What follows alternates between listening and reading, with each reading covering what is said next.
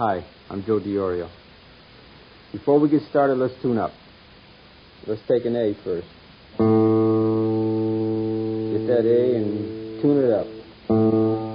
D, G, B, E, and the low E. There's your A again.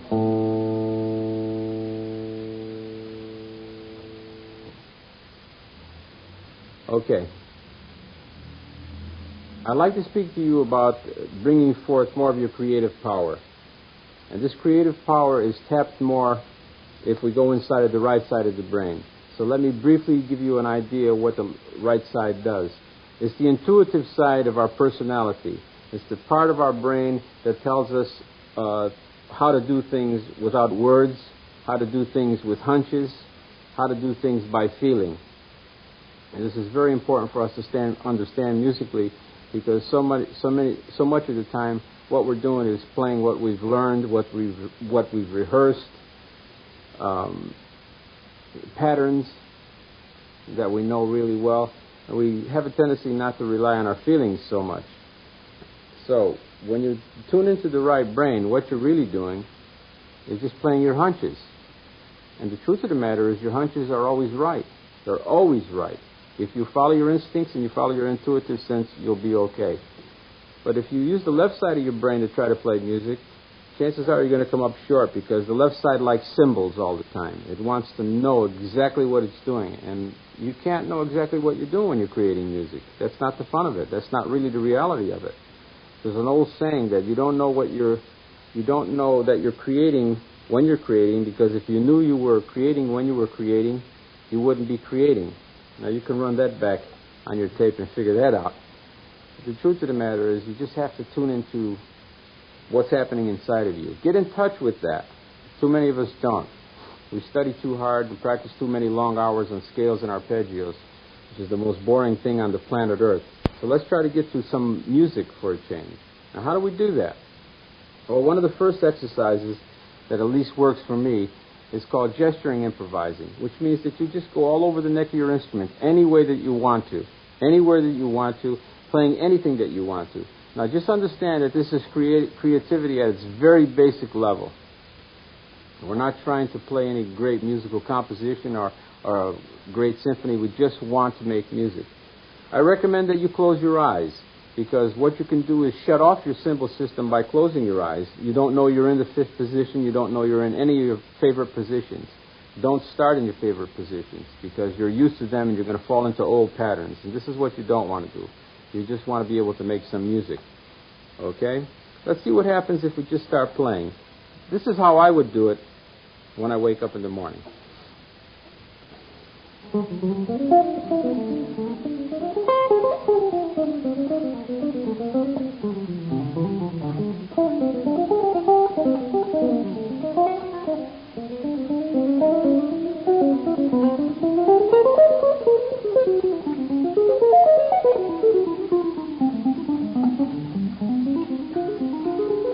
Keep going, don't stop.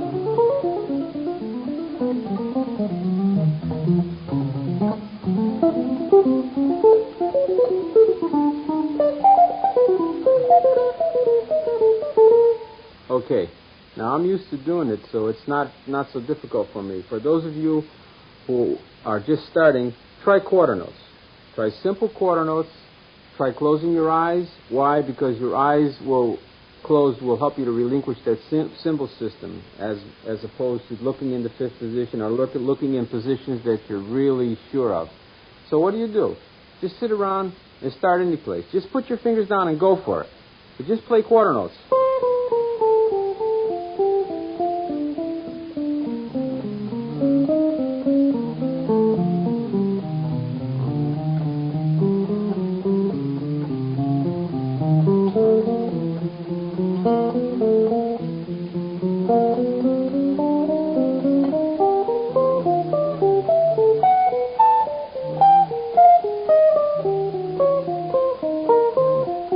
I'm just letting it go wherever it wants to go.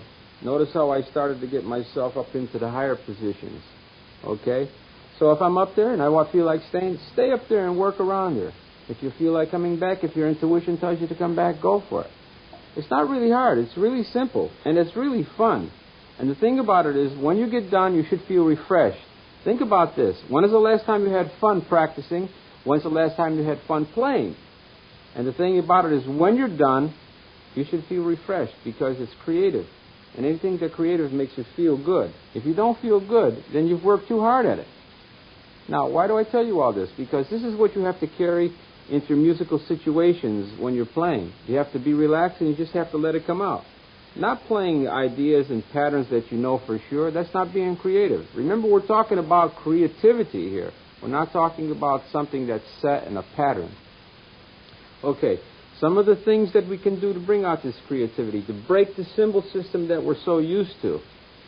Let's just take 4 strings. Let's take the top 4 strings first and just try playing on 4 strings. Maybe tape up the other 2. Then play on the middle 4. Then play on the bottom 4. Maybe play on the top 2. I used to do an exercise like this.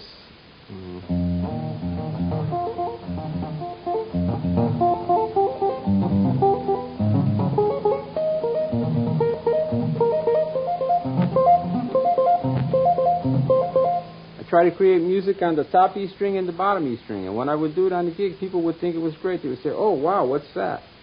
You see, so it has a way of projecting. Just take 4 strings.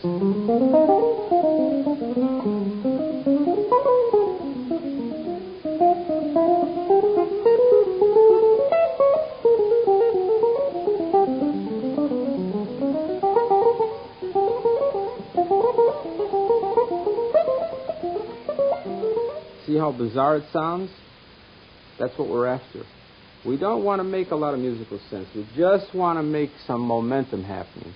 After a while, you can start to plug all of this into your tunes, into songs, into pieces, into anything.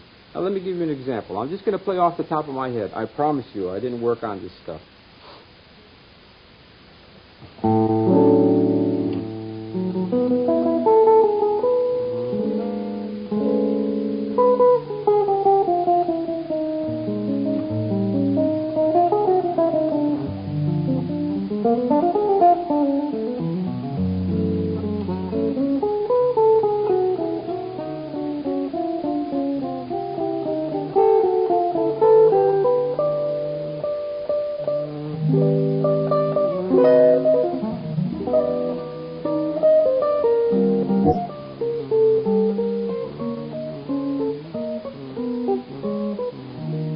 I'm just letting my hands down and trying to make music where I'm at. By the way, let me make one thing pretty clear to you. It's not that I'm telling you not to study, because it's a very important part of playing music. You have to know what music's about. You have to know the science of music. But the problem I noticed over and over again is people become too scientific. I mean, we all know the scales and we all keep telling ourselves, oh, play this scale over that. But the thing about it is, what about the musical part of it? What about the melodic sense? This is the thing that you want to develop. That's why these exercises help to bring out that melodic sense in you. So keep studying, keep doing your scales, and keep doing your arpeggios. But as you go on every day, practice a little bit creating. You have to work on your creativity. It's like muscle building. You have to work on certain muscles to get them strong. So let's play a blues, okay? I'll play a little rhythm for you. Start gesturing. We're in B flat. Don't think. Just start. Now, 1, 2, 3, 4.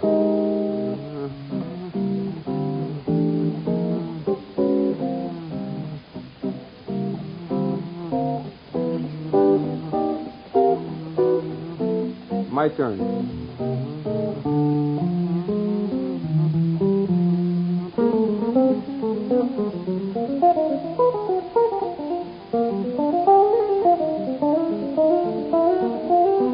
Go ahead.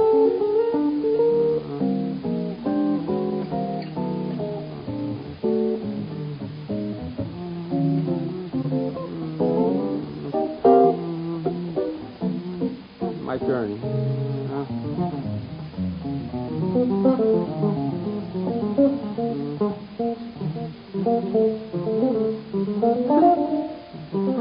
I'll take another one. I'm not done yet.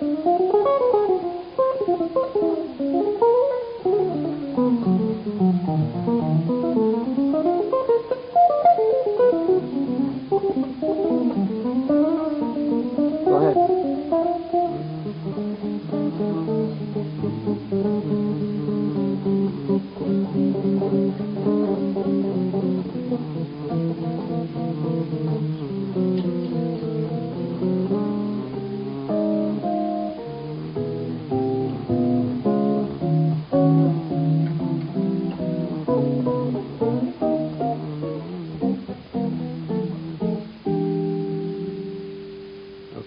feel to you? It's supposed to feel good. If it doesn't feel good, try it again. Okay, a few other things that you should do. Tape it every day. Every time you play something creative in these creative sessions, you can hear it back in your tapes. A lot of times when creativity is going by us, we miss it. But in your taping sessions, you will find that you'll be a lot happier when you hear yourself back, because you have a tendency sometimes to think that nothing is happening. I know I felt a lot better when I started taping the gigs I was on. Check it out by listening to the tape every couple of days. Like, tape a couple of days and maybe not listen to it. Then go back and listen to it, and you'll find how good you are, how easy it is. And you'll begin to find a direction. Keep your eyes and your ears open for a direction. What way do you want to go? It will show itself on the tape. It might be just a little embryo, but grab that embryo, grab that seed, and start developing it. You remember that anything you do takes time to develop. I mean, these styles that we play, the style and the technique, which are the same, take years to investigate, take years to develop. So, but it might come from a little embryo. Remember, the great artists, man, just used to use their sketchbooks as just ideas for springboards for greater pieces. So that's what you have to concentrate on. Okay? Try your gesturing every day. Let me know how you're making out.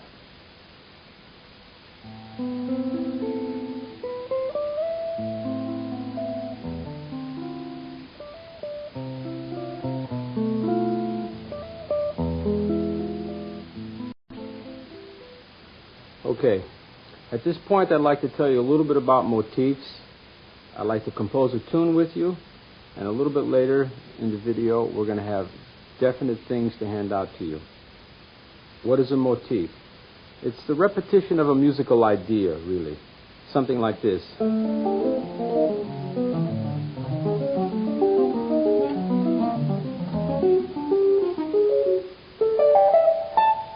Okay, anytime you have something that catches your fancy, continue with it. It could be simple seconds.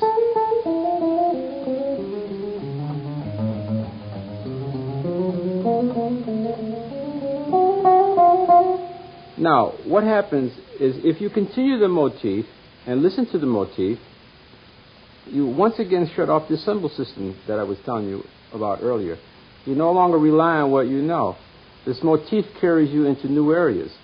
So let's see if we can't find a motif and maybe make a tune out of it, like...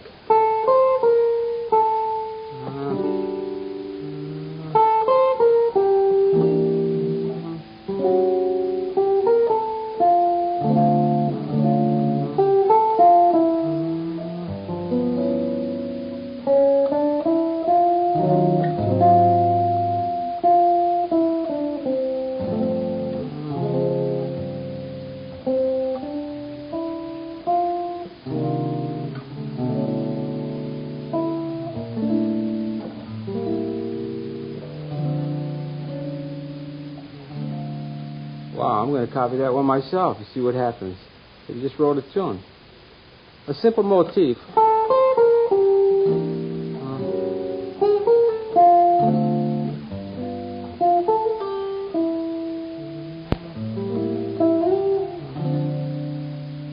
That's what you have to start thinking about. Let's go back into the left brain now and develop our right hand a little bit. Talk a little bit about right hand technique. I'll give you some of the tricks that I do, which are not really tricks, just a bunch of hard work, really. I would take any scale or any motif, whatever it might be, and I would learn how to pick it all down.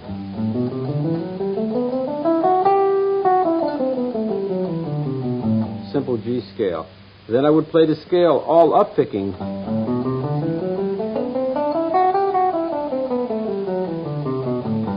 2 notes at a time.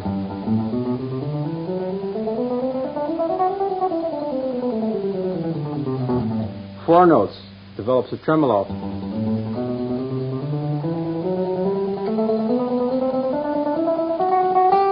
Triplets, down, up, down. Up, down, up. Now that's awkward, but that's good because in playing situations, sometimes your pick hand is in awkward places and you need a lot of strength, you see?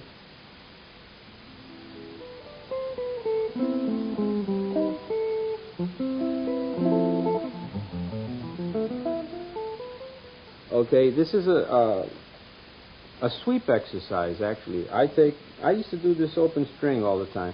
I take four strings, and just go starting on the D, G, B, E, all down, and then backwards, all up. By the way, that's how I hold my pick. You see that first finger has just got it locked in. Oh, can you see it? Now then, you can practice your sweeps, all down. Then turn your wrist a little bit when you come back.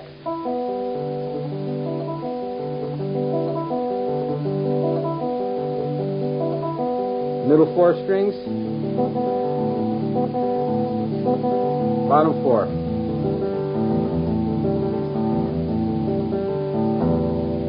And that leads you into the sweep kind of picking. Say, for instance, you have four notes, you have a chord.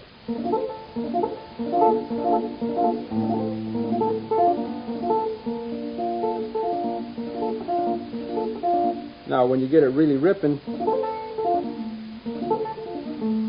and you add other notes,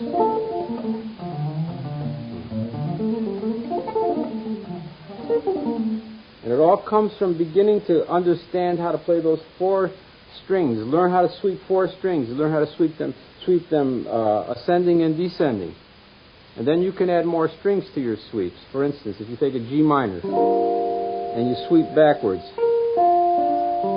and then you fill out the chord in the bottom here with the D and the B flat, and add G. Now watch. It takes a little time to get it coordinated, but once you get it coordinated, it sounds like this.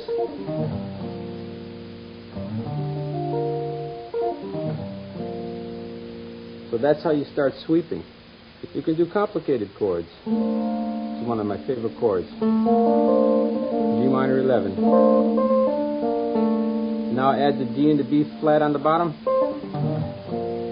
So now you got C, D, B flat, A, and then you add D, E flat, G.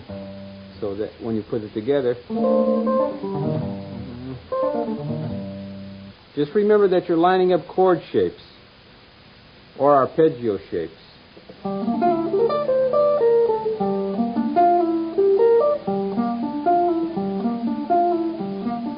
G minor 6. Add the G minor on top. G, E flat, D, F, E, add G, B flat, D, add the F,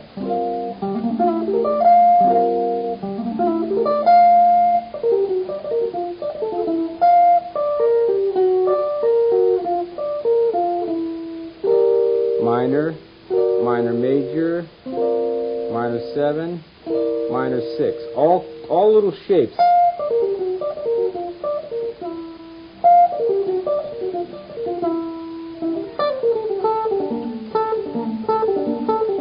G minor.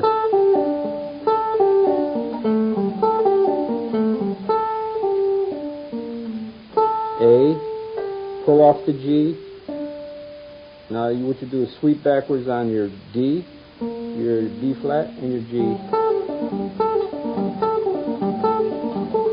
After you get control over it,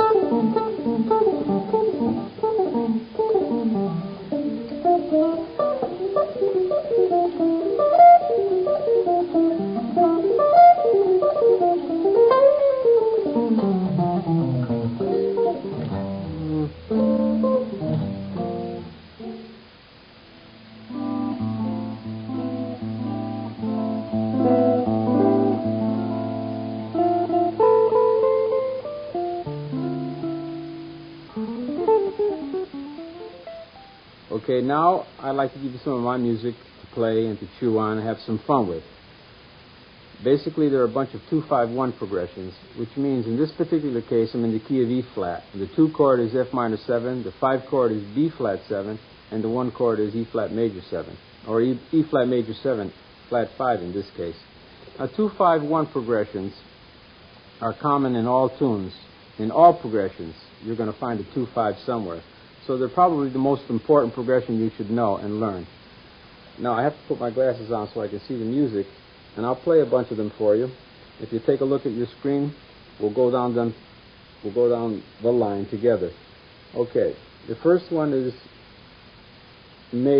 constructed in fifths, fourths. Now I take the exact same idea and I move it up a whole step, and it outlines the major chord. So now we see that economy gets into the picture here. A simple 2-5 for F minor, B flat 7, and then by moving it up a whole step, we'll outline the major chord. In this case, the major chord with the flat 5. So here's what it sounds like in time. 1, 2, 3, 4. Okay. Let's go on to number 2. 1, 2, 3, 4. Again, 3, 4. Notice how I'm picking. Check this right hand out. Down, up, down, down. Down, up, down, down.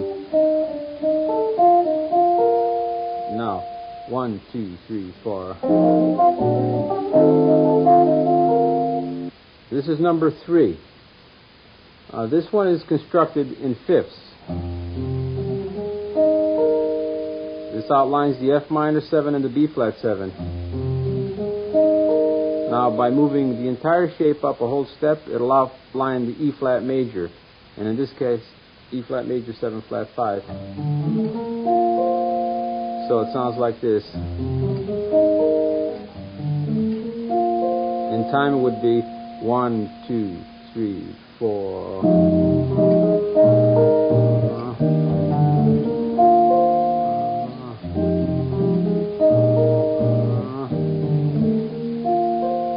Now, if I was to burn it, it would sound like this. 1, 2, 3, 4.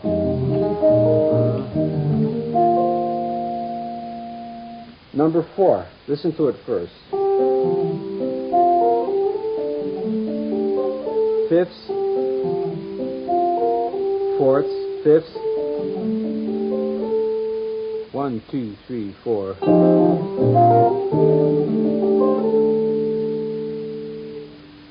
Number 5 is also built in fifths.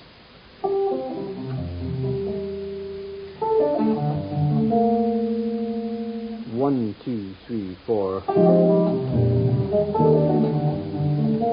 1, 2, 3, 4. Again, 1, 2, 3, 4. Okay. Number 6.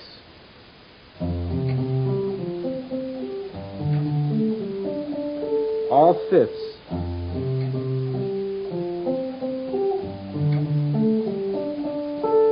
1, 2, 3, 4.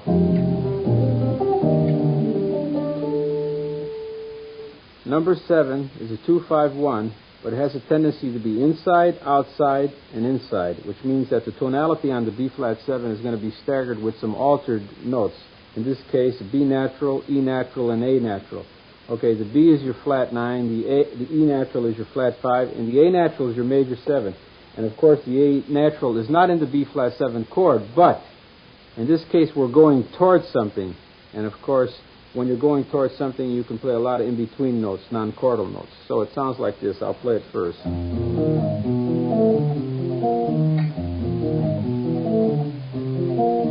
Now with rhythm. 1, 2, 3, 4.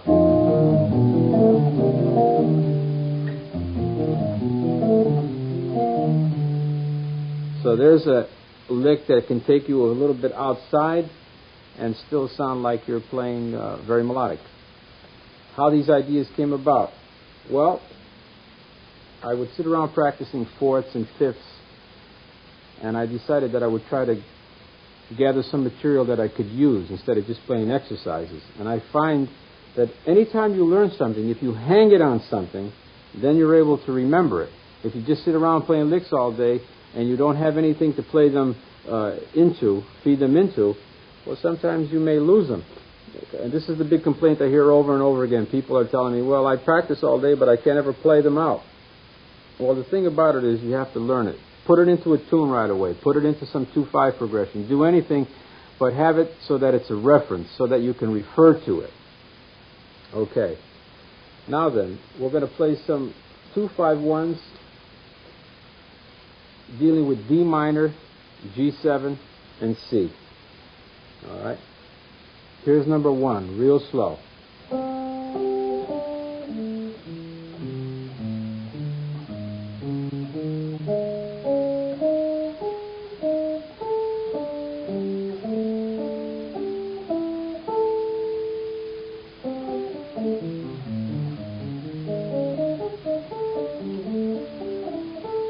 With rhythm. 1, 2, 3, 4.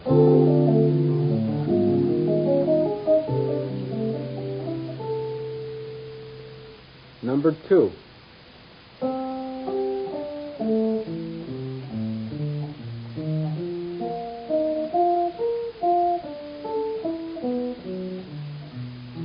Again.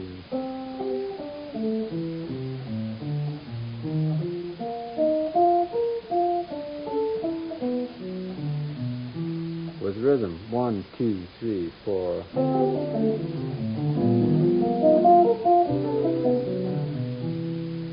Number 3.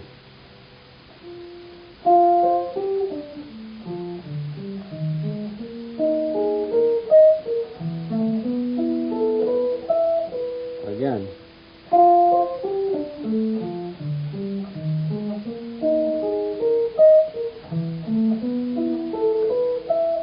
With rhythm. 1, 2, 3, 4.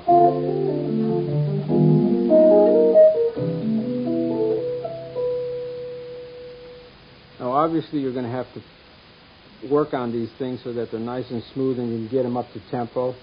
Don't forget, when things line up, sweep them so that you don't have to alternate pick, which is a little bit more difficult in situations like this. You have a lot of material to work with, and notice that a lot of the shapes are moved around.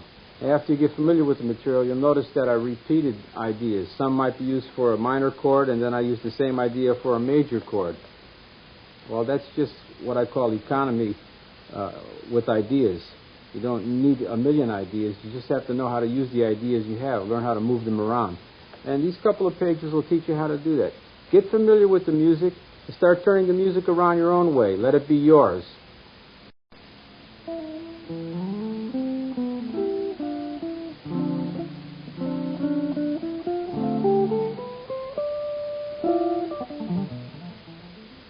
I'd like to speak to you now about the minor 2/5-1s. Now, the minor 2/5-1s come out of the harmonic minor scale, which means that the 2 chord is a minor 7 flat 5. The 5 chord is a dominant chord, possibly with the flat 9. And the 1 chord is minor. Could be minor 6, minor 7, 9, 11, or sharp 7. And in this case, we're going to deal with the B minor 7 flat 5, E7, or flat 9, and minor. So it's B minor 7 flat 5, E7, A minor. Now I have some specific lines for you, but right now I'm just going to play a little bit so you can get an idea what it sounds like. 1, 2, 3, 4.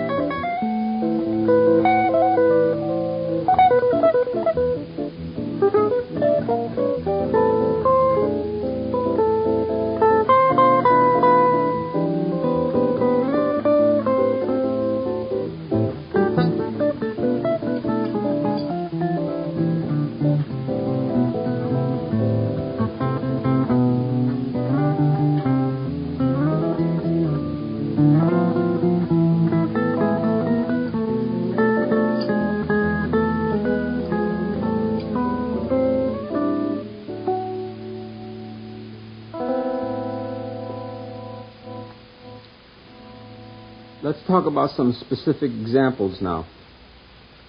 Let's take them slow so that you can understand them and see the fingerings, and then we'll take them a little faster. Let me do the first one by myself.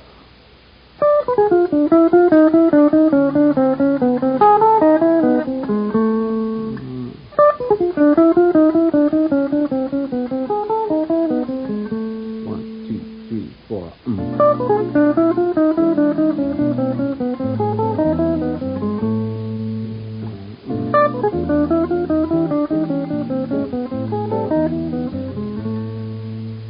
Okay, the next example, slow.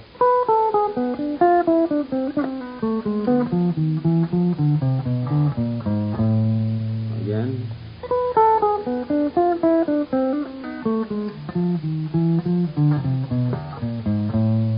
One, two, three, four.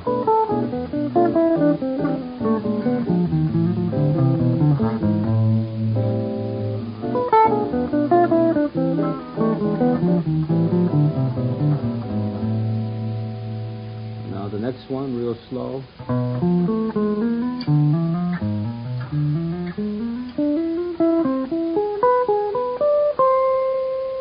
One, two, three, four.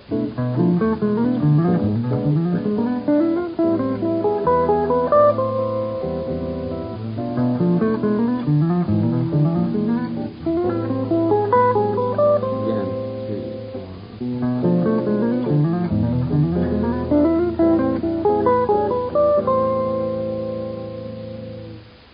The same principle.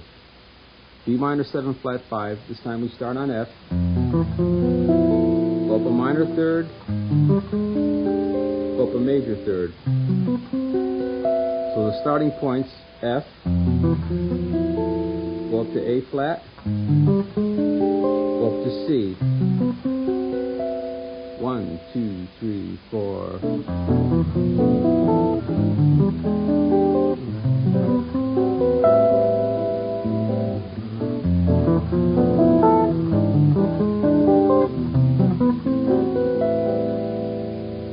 Okay, another minor 7, 2, 5, 1.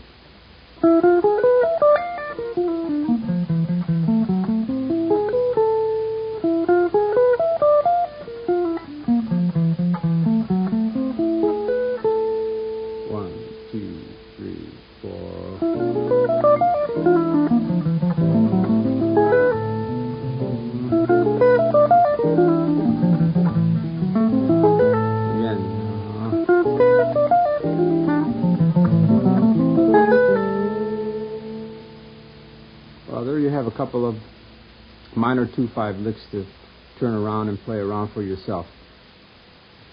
And now I'd like to demonstrate in a very common progression that you'll recognize immediately. It's one from the real book. How the sweeps work, how the 2-5s work when you put them into context, and how your right brain works when you put them into context.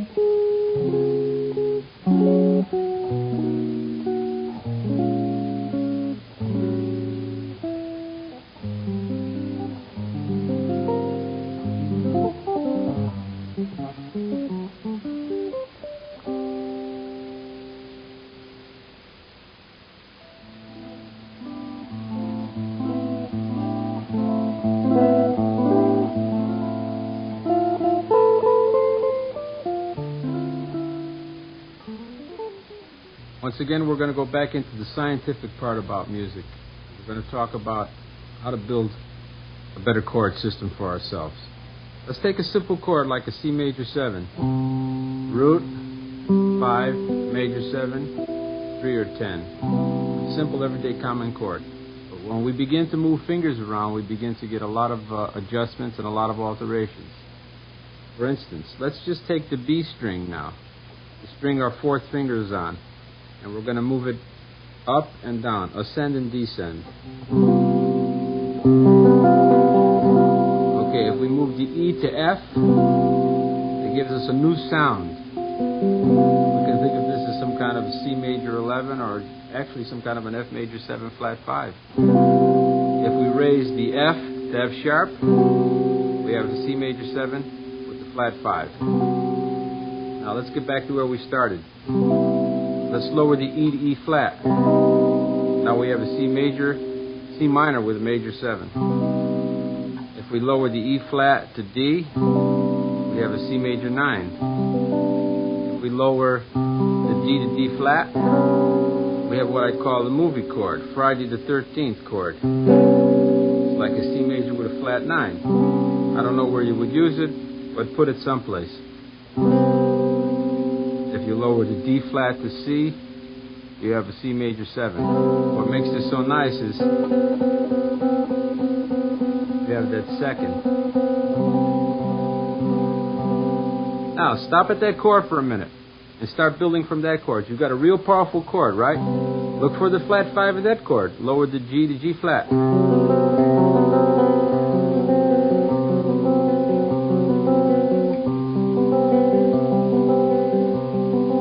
What happens if you put the A in the bass?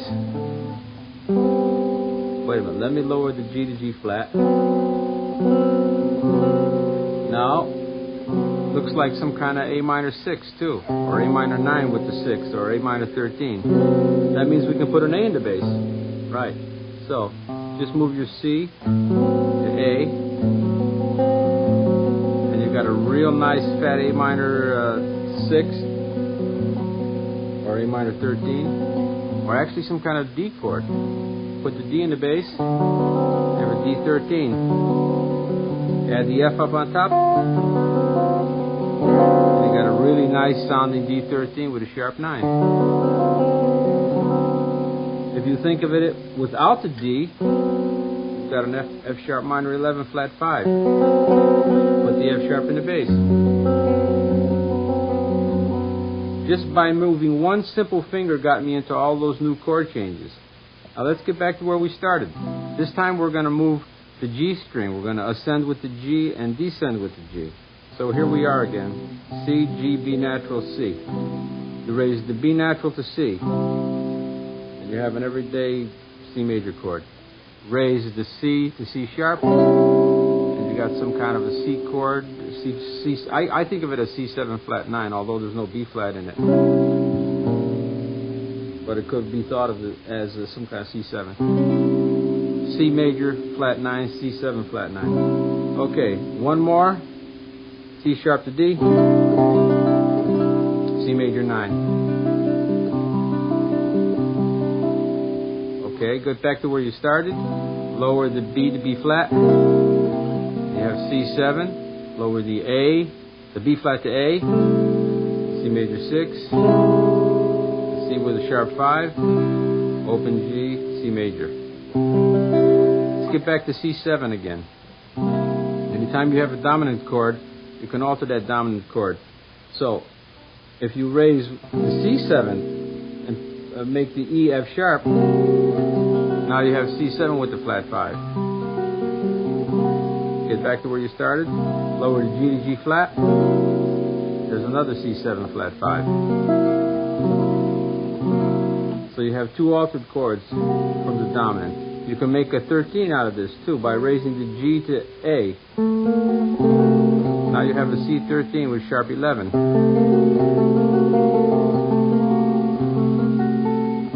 And add the 13 on top.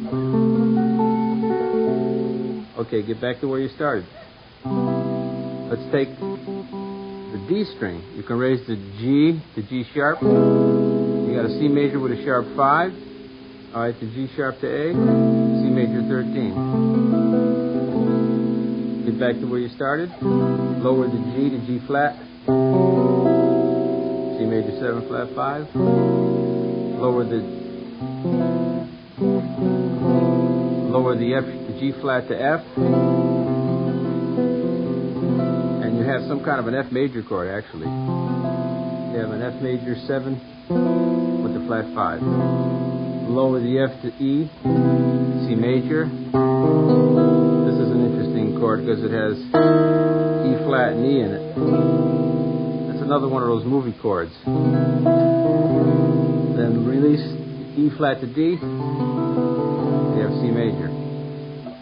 Now, once again, get the normal position. Raise C to C sharp. You change the chord now. Now you have a C sharp minor 7 flat 5. You raise the C to D, and you have some kind of a C major chord, C major 9, or E minor 7. Add the D sharp, minor major, E minor with the major 7. Go up to E, and you have E minor. This also could be thought of as E minor 6, C major 7, D in the bass, C major 7. Movie chord.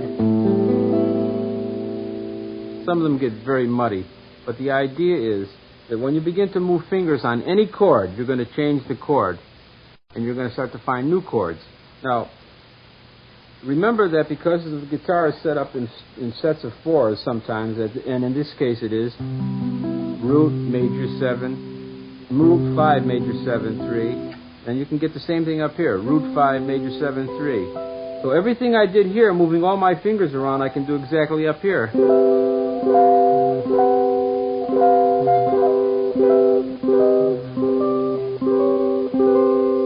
Now you have one more set to work with. You can get down to bottom. Root 5 major 7 3. Start raising E to F, F to F sharp, and so on. Moving all your fingers just as I did with the first chord shape. So you've got plenty of new chords to work with. Well, I'd like to thank everybody associated with the REH company, especially my good friend Don Mock, who always encouraged me to go ahead and write books and do videos, and Roger. And I'd like to thank Martine Mayo, who got all of this together, all this nice background and cameras and whatever. One of the most important things you can do is listen a lot. Whoever you love, listen. Listen to these people over and over again and get a feeling for what they're doing. Imitate them. Wear the same kind of socks. Sometimes that helps. You know, same kind of hairdo. Whatever. Listen, play, absorb. And be thankful you have some talent. Patience. You have to take your time. Well, it doesn't come easy. It comes when it's ready, not when you're ready. You might practice all day long and think, oh boy, I should be a genius. Don't work that way. It comes when it's ready. You build it step by step. It doesn't come in a year or two. It comes in many years. It comes after many years. So I'm sure I'll see you someplace on some gig, so come up and say hello and let me know if you like this or not. I hope you got something out of it. Goodbye.